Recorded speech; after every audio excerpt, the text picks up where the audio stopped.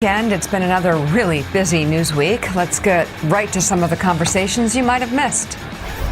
It's a memorandum of understanding. If it doesn't get done in 60 days, that's all right. We go back to bombing.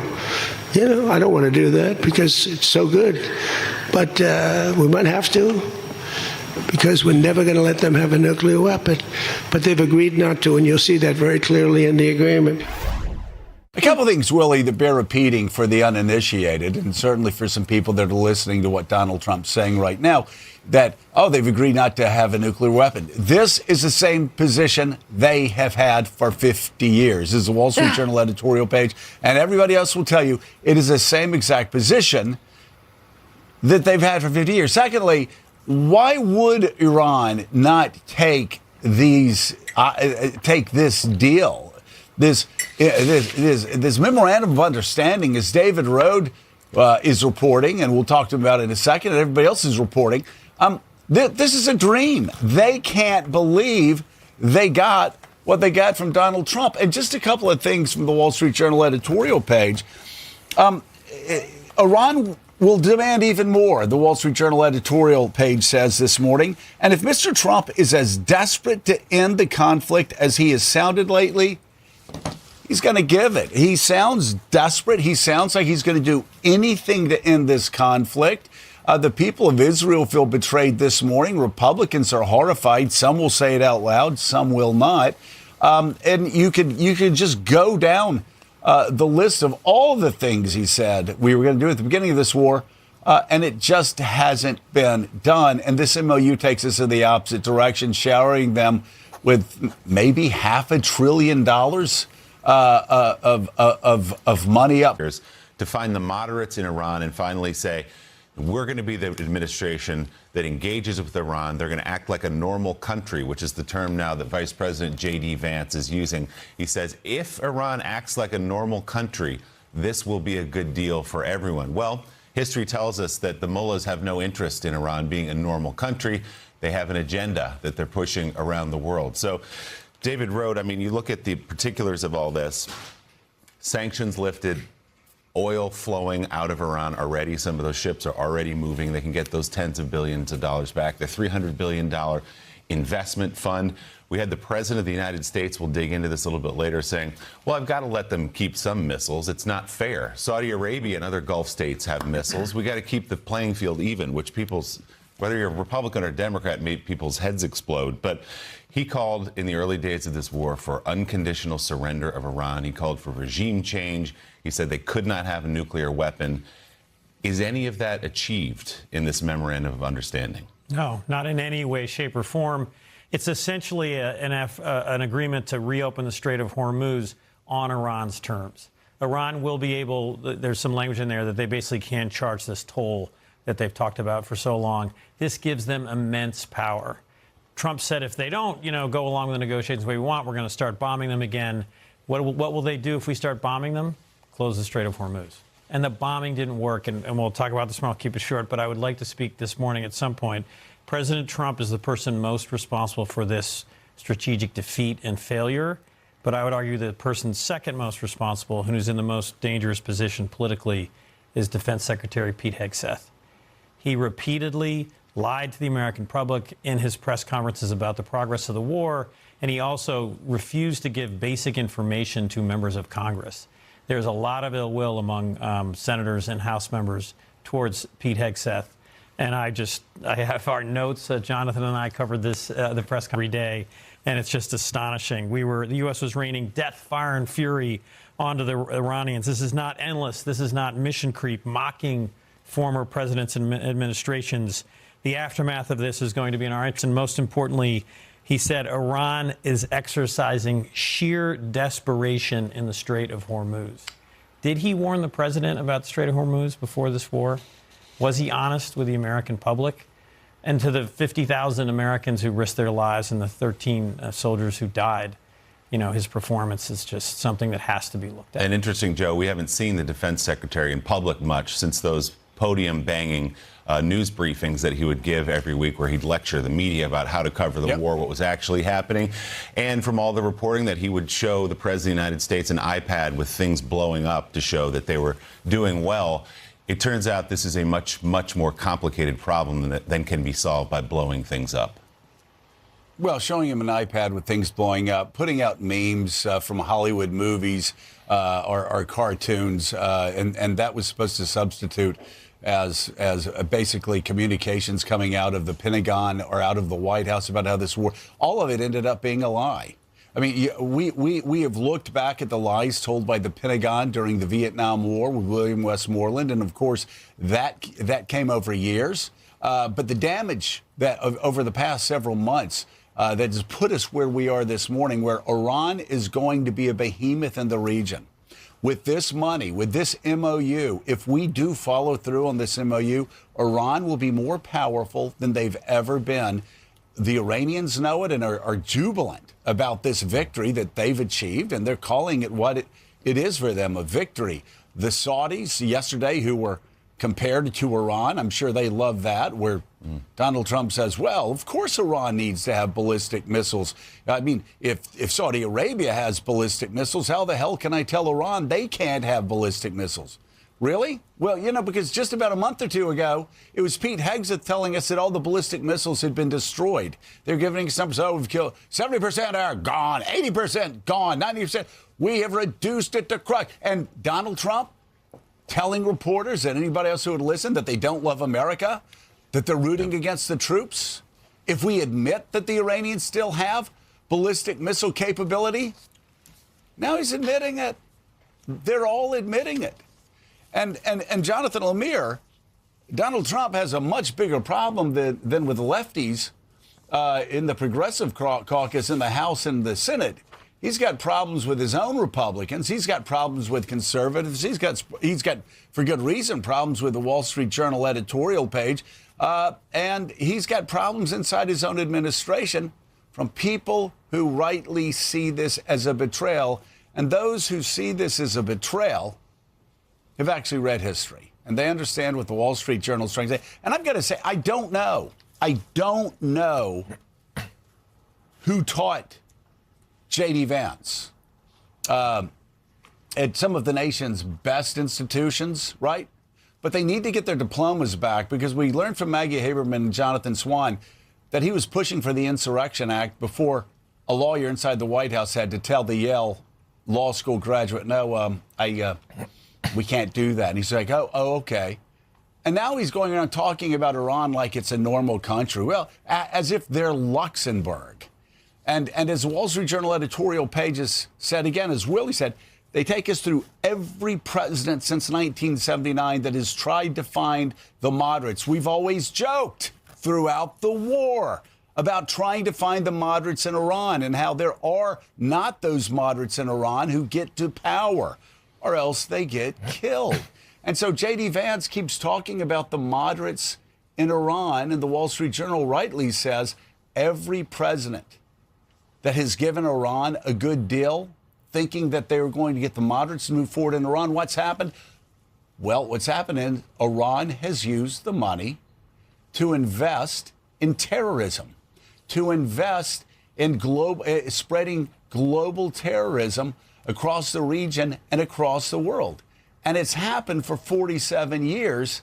And now that they see a weak president who is scared to continue this fight, in their eyes, they understand they can get whatever they want.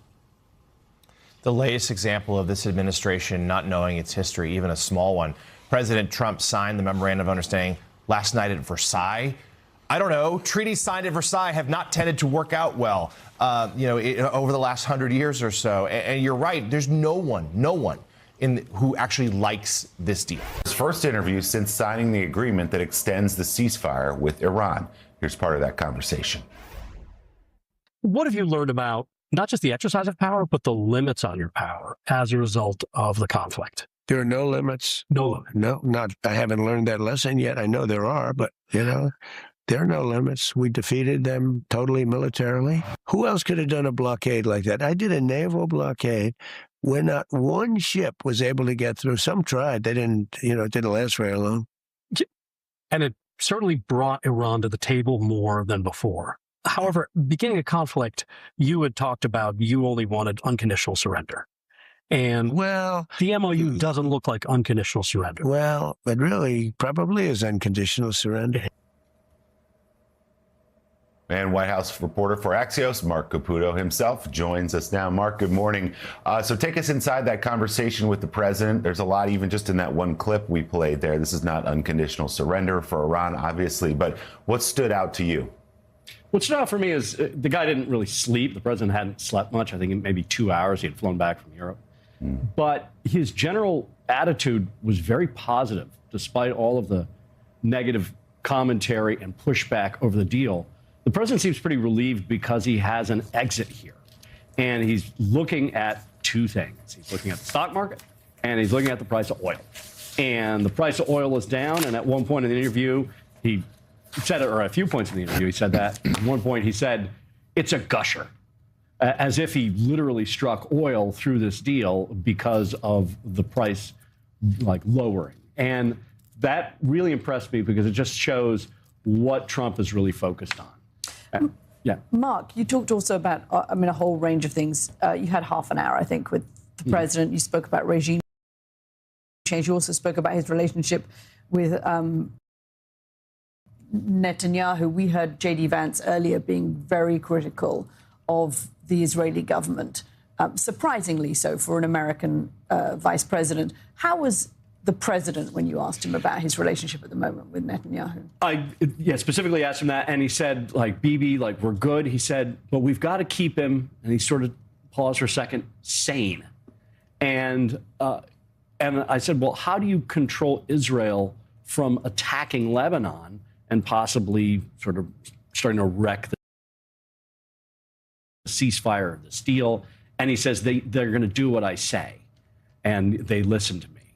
And it was just a very kind of clear statement from Trump that he thinks he has so much influence over there because of not just his relationship with Netanyahu, but also I think Israel's standing in the world, as Vance indicated, that he has this sort of ability. Now, whether or not Netanyahu is going to go along with it, who knows? We reported a little while ago at Axios that very hot phone call that Trump had with Netanyahu, when Netanyahu attacked Lebanon at a certain point, and the Iranians started to pull out of negotiations and caused all the sturm and drang. So it's less of a close relationship now than it was heading into the war. He spent the last few days in Europe as the details of the MOU started to come out. And we report on the program the number of Republican senators, Cassidy, Cotton, Wicker, who have now come out pretty critical about the deal. Do you think, and you say that the president sounded genuinely positive about what he had achieved, do you think now that he comes back and he turns on Fox News and he's sitting in the residence and he's watching television and he sees the criticism even coming from Fox News, that that's going to change his mind about this deal, or that it's going to make it harder for him to defend it? Woe betide him who predicts what Donald Trump is going to do. Nevertheless, I would find it difficult to believe that he would change that much.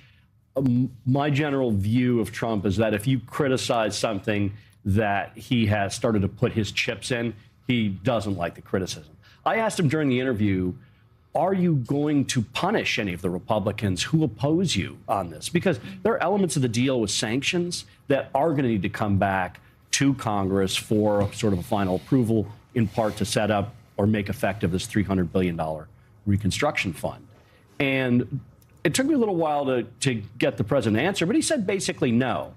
Now, I'm wondering if that'll change. That is, if the criticism reaches a fever pitch from his own party, does he start to really push back and start to target people? I don't know that. So, Mark, congrats on the interview. Obviously, it's yet another example of President Trump trying to assert his own reality, right? Living in denial, I'd argue, about some of the outcomes here in Iran. But he can read the polls, and certainly other members of the Republican Party can, and they see how unpopular this war was and currently how unpopular he and the GOP is. So, is there any recognition, not from Trump himself personally, but aides you've talked to, just about what a bind they're in? Is there any sort of concern as to what this meant for November?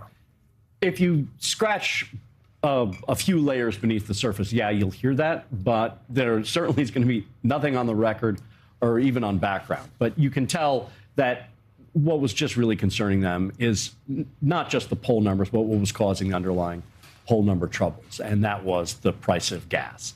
And my guess here, having talked to them over the past few months about the war, is that the argument they're going to make is, look, everyone was complaining about gas prices. Well, gas prices are coming back down, and therefore what the president is proposing is a good idea. And that might be a challenging argument for his opponents and his critics to push back on. Just realize the American people don't really pay a lot of attention to the finer points of foreign policy and these various points of the MOU. They're focused on their lives, and they're driving around, and every day there's been a scoreboard on street corners that people have seen, and that's the price of fuel. Even if you drive a Tesla, you at least can see what the price of fuel is doing, and it's been up, and people don't like it. And now it's going to come down, and the president's hope is as a result of that coming down, the fortunes of Republicans increase. That is, if they take yes for an answer, his version of yes, and embrace this deal.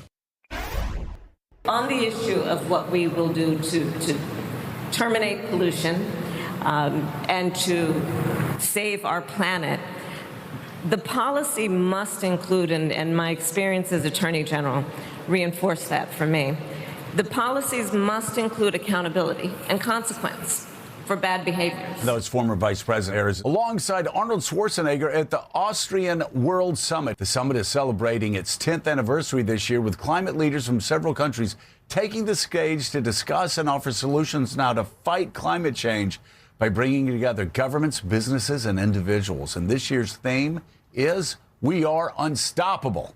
And Arnold Schwarzenegger joins us now from Vienna. He is, of course, the host of the summit. Governor, thank you so much for being with us. We greatly appreciate it. Well, thank you very much for having me. And, I just want to, right off the top, correct you, because you said this is climate change. I want you to talk about fighting pollution, because we have to terminate pollution, and that's what I always say. I use my movie lines, hasta la vista, pollution. So this is the kind of things we have to talk about. Climate change, most people don't understand, and they don't care about any of that stuff. I think they care about pollution, because pollution is the thing that actually kills 7 million people a year. Climate change, and with all the bad weathers and the storms and the floods and all of this stuff, that kills maybe 25,000 people, which is, of course, 25,000 people too many. But pollution kills 7 million. So this is why I always stress pollution rather than climate change. And what are some of the ideas right now that you're hearing this year that you're getting excited about in some ways to fight pollution? Well, what the theme of the conference is that we are unstoppable. And the reason why it is because, as you know, in America, we have an administration that doesn't really believe in pollution being a threat to our health, and that it kills all of these people. So we want to encourage people here to just say, stop whining about the White House and about them not believing in that. I said, what is it that we can do? I said, because it doesn't really matter in the end who is in the White House. What really matters is what we're doing on a state and local level. I said, we have to rely on ourselves. That's where the action is. And so when you think about, what California has accomplished and what Texas is accomplishing right now and what Massachusetts is accomplishing and Minnesota and all of those states, it's really remarkable, because they just say, okay, we're going to take the bull by the horn and we're going to go and create the changes, and we're going to set goals of upping our renewable energy, lowering our greenhouse gases and all those kind of things. Let's not wait for the federal government to take the lead. Let us take the lead. So what we are doing is, with this conference here, is really encouraging people to go and to just continue working themselves and think about what can I do versus what can they do. That's such an important message. I wanted to ask you, you've said some very inspiring things about American democracy. And I've always found that immigrants have a better perspective sometimes than those of us who were born in America and were raised here, because we just assume that democracy is always going to be with us. We always assume that everything will always be the way it is. You've given some very moving warnings in the past about your own family members that were swept up during World War II in Nazism. And you've warned Americans against this. I'm wondering, as you look at what's happening with Gavin Newsom and his wife, as you look at what's happening where people are trying to say that California... The most important thing is that we are inclusive and that we don't hate anybody because they feel differently than we do, or they belong to a different religion than we do, or that they're belonging to a different party than we do. And this is the theme also of our conference here. To me, it makes no difference if you're a communist, if you're a socialist, if you're a Democrat or a Republican, or if you come from a dictatorship. It makes no difference. I say, come here to Vienna and let's work together to solve this problem and to create a good environment. I think that if we work together, we are much more powerful rather than fighting each other and always alienating half of the people. So to me, I think going in the direction of kind of like inclusion has always been something that I was taught by people here in Austria. And then when I came to America, I saw inclusion really in the highest level, where people were kind of like really helpful to me as an immigrant that just arrived in America. They gave me pillowcases and pillows and blankets and dishes and silverware and the black and white TV and all of this kind of things. I was shocked when I came to America and I got this much help. And I learned how to be generous. And I do exactly the same thing now. I want to make sure that when it is Thanksgiving, that I go to East LA and to feed the people that have less money. And then I donate 1,000 turkeys to them on Thanksgiving. I do exactly the things that was done to me when I came to America. And I want to continue that tradition. And, since in all the other stuff, I'm just if it's bodybuilding, if it's fitness, I deal with the world. So I never ask when I promote bodybuilding or when I promote fitness, are you a Democrat? Are you an Arab? Are you Israeli? Are you Australian? Are you from Africa? I don't care. I don't care. I want everyone to be fit. I want everyone to enjoy the motivation when I say go and train and do something every day. It doesn't matter what party you're coming from or if you believe in the things that I believe in. I want to have everyone be included. And so this is, I think, when we work on inclusion, I think that we will go and protect our democracy much more. Very different things happening with immigrants today here in America, that is for sure. Host of the Austrian World Summit, Arnold Schwarzenegger. Thank you very much for joining us on Morning Joe. It was good to have you on the show this morning. Well, thank you very much. Thank you. Thank you.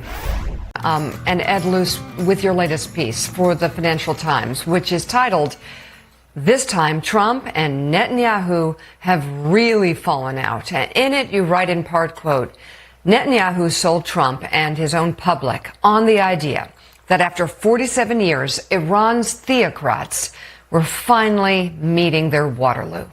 Rarely has a geopolitical roll of the dice gone so rapidly wrong. The Israeli leader thus faces an unpalatable choice. Either he submits to a deal that leaves Iran considerably stronger than it was before February 28th, or he breaks with the U.S. by trying to scupper the deal. The America First camp will be primed to praise whatever deal Trump strikes, even if it's less good than Obama's, which Netanyahu also did his best to scupper. From their point of view, Trump's flirtation with Middle Eastern forever wars is over. He is back to the president they thought they knew. Netanyahu is often called Israel's Houdini. Even he, however, will find this vice hard to escape. Should he try to jeopardize the Iran talks, Trump's reaction could be worse than mouthing off to a reporter. And Ed, how bad could it get? Well, so part of this draft MOU is unconsulted with Israel, but part of it is that Israel withdraws from Lebanon. That is how the Iranians understand it. And that is something that the Israelis are not prepared to do. It's very unclear whether Iran has full control over Hezbollah, but if Hezbollah continues to fire rockets at Israel, Israel has said it will respond and it will not withdraw from Lebanon. So if you take that as read, this will immediately jeopardize the deal. But I think the sort of bigger picture here is that Netanyahu's life's work is getting rid of the Iranian regime. And he thought on February 28th that he was now on the cusp of realizing his life's work. And you heard the language, from Trump talking about the people rising up, the regime being changed, unconditional surrender, and all the kinds of things that were music to Netanyahu's ears. Trump is now saying that the Iranians are very rational, they're very reasonable people, that Israel should stop sort of targeting apartment blocks in Beirut, that it should, it should ideally outsource the battle with Hezbollah to the leader of Syria, because Israel can't be trusted. Of course, he said those things that he said to Axios about Netanyahu. It's a family show, so I won't repeat what he said. I was talking last night to David Ignatius at an event, and we agreed that we had never heard an American president talk in that way about a leader of an allied, of a friendly nation, as Trump did about Netanyahu. So this is a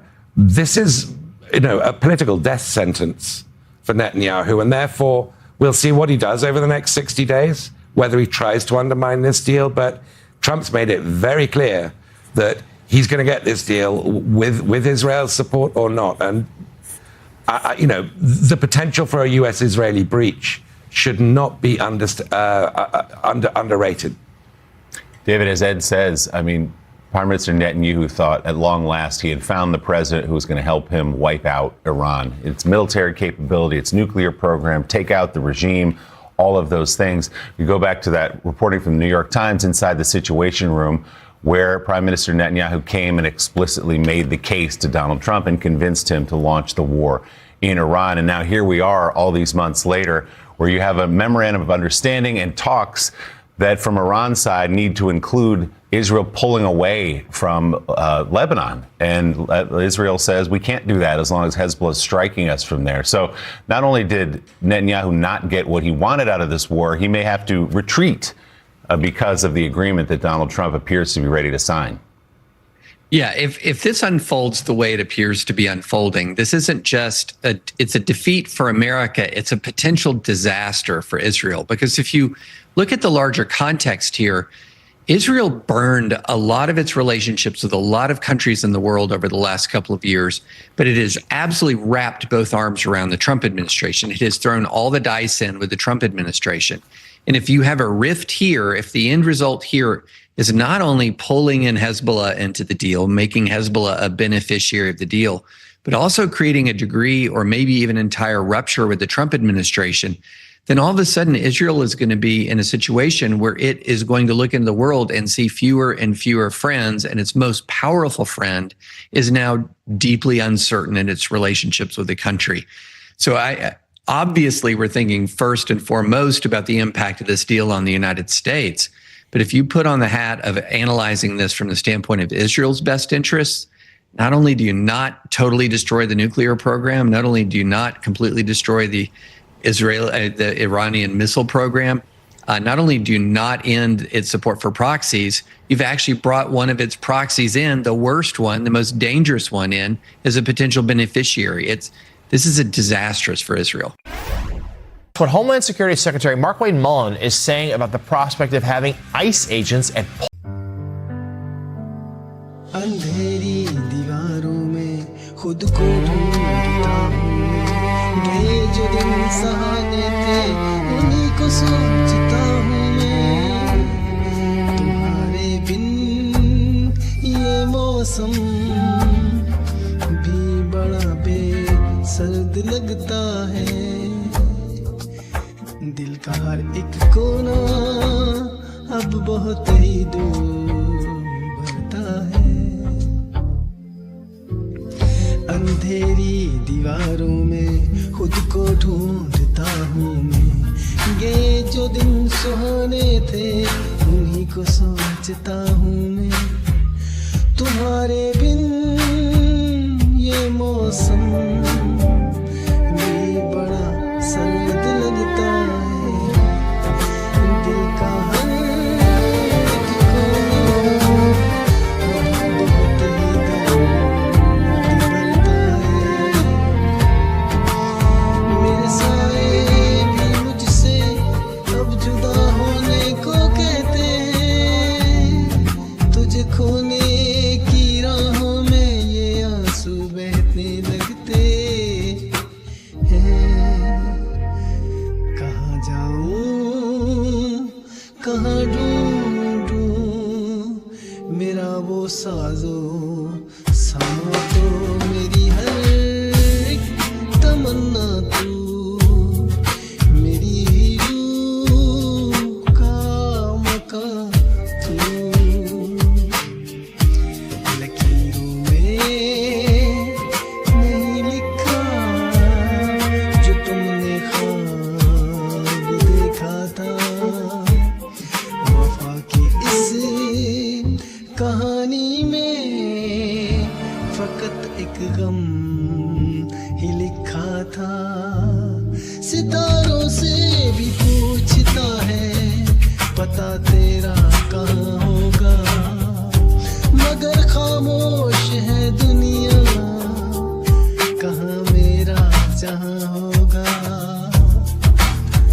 बस एक बार मुड़ के देख ले मेरी बेबसी की सूरत मुझे है आज भी तेरी वफा की सख्त जरूरत